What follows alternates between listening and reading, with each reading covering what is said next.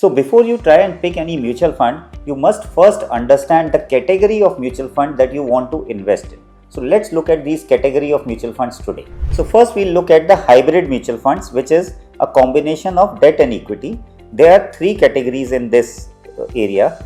First is a conservative hybrid fund, in which there will be 10 to 25% allocation to equity and rest 70 to 90% allocation will be towards debt. Second is the balanced hybrid fund, in which about 60 to 40% is in equity and rest 40 to 60% is in debt. The third is the aggressive hybrid mutual fund, which has about 65 to 80% in equity and rest 20 to 35% in debt.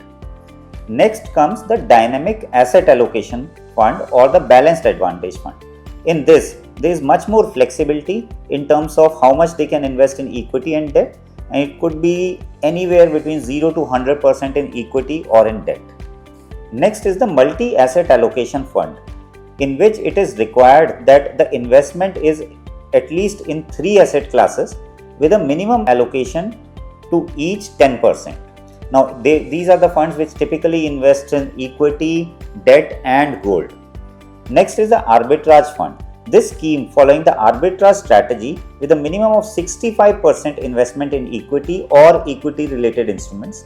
And finally, we have equity savings scheme, in which the minimum requirement is that of 65% in equity or equity related investments, and you can also use derivatives for hedging in this specific scheme.